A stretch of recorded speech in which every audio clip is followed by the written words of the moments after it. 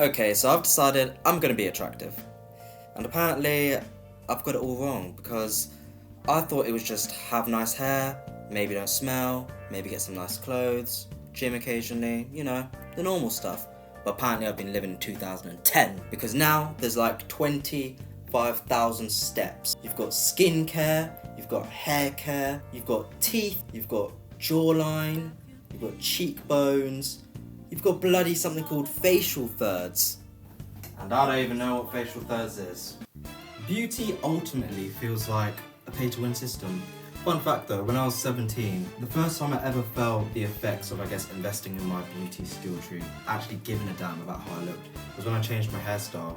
I went from having a box cut to having them nice cornrows. If you're a young black man or you've got a black son, don't give them the box cut. What the? Don't. Hey! You're doing everyone a disservice. Leave that in the 1980s. That is a horrible haircut. Oh my gosh.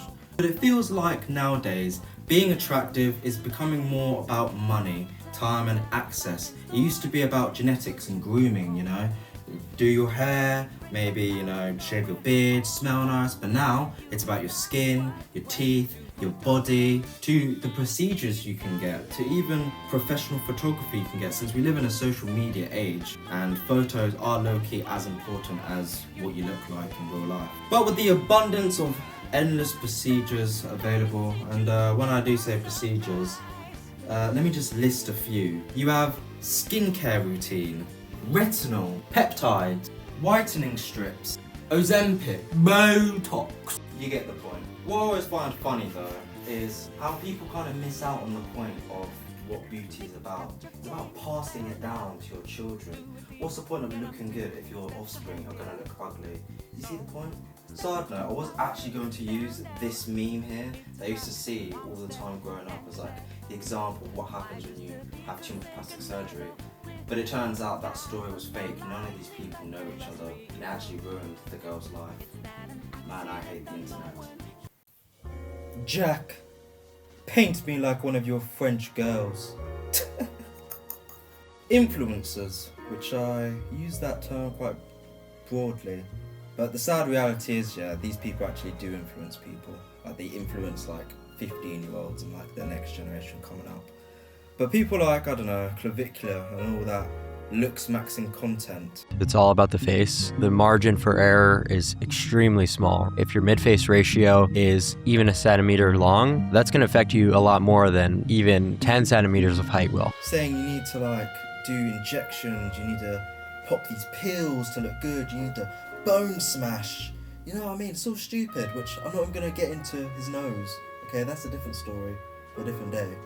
If you know, you know. And then you have social media in general, which just makes women feel like if they don't look a certain way, they're not of value. There is literally a solution to every sort of beauty problem you have or want or desire. You want nicer teeth, you want nicer skin, you want to be taller, you want to be skinnier, you want to be curvier, you want to have this hair or whatever. There's literally everything. You can change your eye colour. You can change your eye colour, get eye tattoo. And don't get me wrong, I'm not saying influencers or any one of these people are even bad, but I feel like the whole beauty industry comes down to this one philosophy, that we've started to treat our bodies like problems that need fixing. It just makes me wonder, back in the day, in the Greek times, all the statues and, all the men, they have little wieners, should I say, little Twinkies. The reason that is because of that was the beauty standard back then, to have a little wiener and all that. And then nowadays it's the complete opposite. And it's funny how evolution and time and the societies we live in really does have a massive impact on what we consider beautiful. And it makes me think in 100, 200 years, when are we gonna be looking like we're from Night City?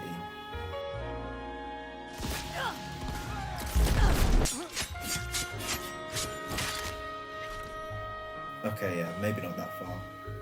We are constantly being told that we need to be taller, curvier, muscular, lighter or darker, depending on the culture, obviously. And because there's always something to improve, you never feel like you've finished the game. You never feel like you've maxed out your beauty proficiency in Minecraft or whatever game has proficiencies. And the sad thing is, yeah, if you invest too much into your beauty proficiency or whatever, it actually has diminishing returns, kind of like you're playing Dark Souls and you've reached level 50 vitality, you know. After level 50, you ain't getting much bang for your buck, if you get what I mean. But I digress.